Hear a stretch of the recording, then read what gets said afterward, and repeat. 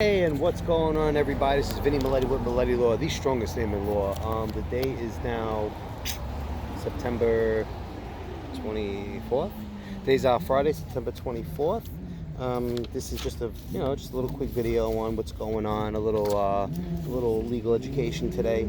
So, a situation came up. I thought it'd be helpful to share. Well, first and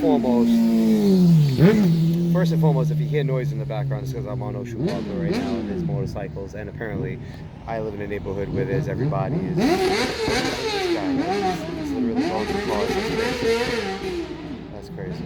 I should go give him a card because he's going to be in an accident on the floor pretty soon, or he's going to be running somebody over. Anywho, whatever. So, where were we? Okay, so Vinny Maletti Law, strongest name in law. Subscribe on the YouTube channel. Sign up for the newsletter. Do all kinds of things. I'm constantly dropping knowledge bombs here. So something came up. So we're working with a business. We're working with one of the clients and everything. And obviously, we have to understand what's the proper way to do reimbursements for employees or whatever the case is. Generally speaking, as a business, when you're doing a reimbursement for your employees, or when you're doing any kind of situation in which you're spending money on your employees on behalf of the business, you want to maximize your tax credits, you want to maximize your deductions, you want to maximize the value you get from it. So for a perfect example is, when you are taking a client out, or when your employee on behalf of your company is taking a client out, and you bring them out for dinner or whatever the case is, you don't want to, the last thing you want is to let them pay for, like, let's say, $1,000 dinner, and then you can't even write it off. You're going to write off half of it because you have 50% meal rule, right? So those kind of, like, you kind of want to avoid that. So you want to maximize your tax credit. You want to maximize your ability to take money down from the first layer of your taxes, simply because it's more money in your pocket as a business. The more money you have in your pocket as a business, the better it is overall. So I was working on it a little bit, and I thought this was a healthy video for employers, because this is a question that you always have, and you always want to review with your teams internally. So so the question basically is how to some steps you could take to maximize your tax credits, to maximize the value for your money and company business related expenses. So let's just couch this video as six tips in maximizing business expense tax credits. 6 tips in maximizing tax credits for businesses. There it is. 6 tips for maximizing tax credits for businesses. All right, so let's get down to it. So generally speaking, everything you're going to get now comes from publication 529, and I can't remember the other one. I think the other one was like 439. It was publication 529, and publication 529 and 463. So everything you're going to get now this is kind of like summing up publication 529 and publication 463 from the IRS. All right, so first and foremost, as a business, you're given a lot of discretion. You can deduct off the top any expense that's ordinary necessary of the business. So that is essentially a lot of discretion on your part. You want to speak to your accountant. If you have a good accountant, your accountant likely has a tool in their system that could assess, what is necessary and proper, what is an ordinary necessary business for your expense. So perfect example is, I'm a lawyer, right? So like my groceries, I couldn't write off my groceries because odds are I'm not, it's not ordinary or necessary for an attorney to buy groceries for his clients. You could host clients, you're likely not buying them groceries, I would write it off anyway, but that's me. Okay, so the second aspect also is, another tip you want to look at is, they have a list of expense examples, right? So the IRS has required work clothes and uniforms. They talk about supplies and tools you use, right? So I'm a lawyer, so computers, desktops, keyboards, pens, pencils, whatever, right? The business use of your vehicle. I drive to and from my clients. The wear and tear in the vehicle, something that's deductible. You could amortize it over time. Miles are reimbursed, whatever the case is. Business use from wherever location you're in. Let's say your home is, let's say you do half your business. Let's say you do, sorry, phone just rang. Let's say you do half your business at your home. That's one thing that you could probably write off as work-related educations, whatever. So one of the second tips is be cognizant of your expense examples, which are offered by the IRS in publication 529 and 463. Third tip, forms.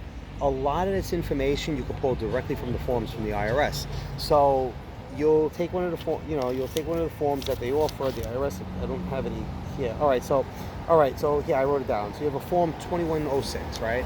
So you have a form 2106, and that's your business expense form, and you'll see all the categories there. So as long as you could fit within one of those categories, one of your expenses, you're in pretty good shape.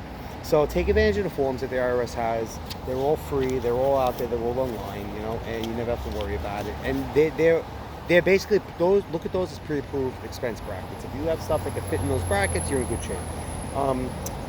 Education expenses are very critical, and educator expenses are very critical.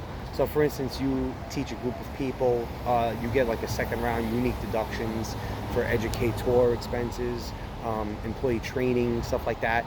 So you could actually double down on a lot of your expenses by filing them as an educator expense as well as regular standard business expenses. So you could fit a lot more in. So where this gets really helpful is, let's say you go to your accountant. Your accountant says, okay, hey, your regular expenses are a little bit high. Your training expenses are a little bit high, whatever the case is.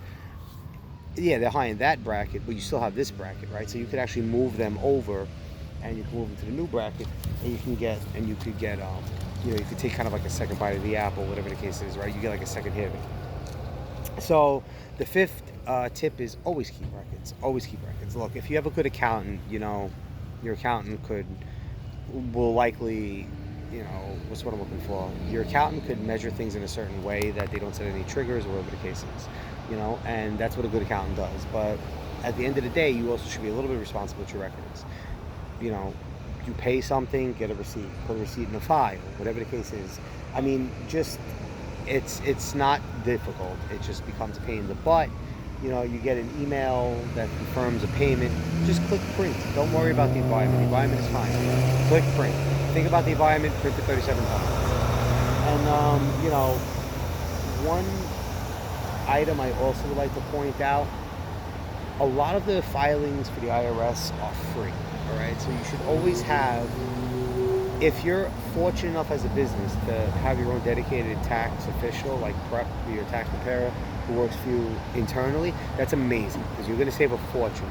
Because you pay a lot of money with your tax filings, annual handling, stuff like that, and you're going to pay a fortune on that. So if you're fortunate enough to have somebody internally that knows how to do it, then take advantage of it, because the IRS will let you file for free. They'll let you file through your own business, whatever the case is, personal, whatever. So take advantage of the free services. I mean, I don't want to say they're free because you're paying them anyway, right? Because taxes, you pay a fortune in taxes no matter what. And nothing with the IRS is free. No taxes are free. So, nothing you pay for. And there's nothing free in this country. Everything's paid in some way, shape, or form, whether it be through taxes, whether it be direct expenses, whatever it is like this, okay? So, but again, if you could take advantage of it, take advantage of it. They offer free filing. They offer free forms. They offer a lot of free materials. So take advantage of it. Like these training videos. We offer these videos for free. Take advantage of them. Listen to them. Okay, so I'm going to go through these little 6 tips one more time in an enumerated fashion. Remember, all this comes from the documentation from the IRS. All this basically comes from the 3,000 pages out of publication 529 and publication 463, which lay out everything in terms of business and miscellaneous expenses. So your 6 tips you should all consider on how to maximize your tax business expense values. 6 tips is: 1, remember, anything that's ordinary necessary. This is an honor system, so don't worry about it. The second tip I want to tell you is be cognizant of already what's pre-approved with the IRS in terms of expenses and examples. They're all written out. They're all laid out in terms of in like an enumerated, bulleted fashion. So take advantage of it. Again, if it's listed there, look at it as pre-approved and go for it and dump them in. If you can find a home for them, find a home for them. Third tip is forms, the free forms. Use them. They're free for use. Again, look at them as pre-approved. They're all listed out there, and it makes it very easy for you to be able to couch all your expenses one by one. I want to say try like a Schedule A and a Form 2106. A Form 2106, a Schedule A is really what you're looking for in terms of that. Keep in mind, whatever expenses don't fit in one bracket, you can fit in another. So like, be cognizant of like the educator expenses, because that's like another bracket that gets often overlooked, because you can fill those payments in elsewhere, and sometimes you come in too high. So the more buckets you have to put it, the better it is. It's tip number 5: keep records. Keep physical records everywhere. You can always scan them in the end if you want. And I know, everybody wants to be green and not waste paper, but screw that. It's the IRS. Get your goddamn money. And the sixth tip I want to tell you is, if you're so fortunate enough to have an internal team, take advantage of the free filing, because a lot of these things get very expensive and the cost can build up pretty quickly. Any good accountant is going to cost you more than just $100 to file, because you get what you pay for. They talk about tax loopholes. There's no tax loopholes. It's just more educated tax preparers and others. So yeah, sorry for all the noise in the background. I'm trying to soak up as much sun as possible before I sit in my office all day and I don't move. So all right, well, this has been Vinny Maletti, Law. I hope this was helpful. Maximize your tax value. End of the year is coming. Make sure you get everything, pay your quarterlies, and take the most amount of money back as you can, because it's your money anyway, and you'll be taxed on 37 times, so why not? And the less taxes you pay, the smaller government gets. All right, so have a beautiful day, everybody. Yours in laws, love, and lifts, and peace out. If you need any questions, we're here. Later.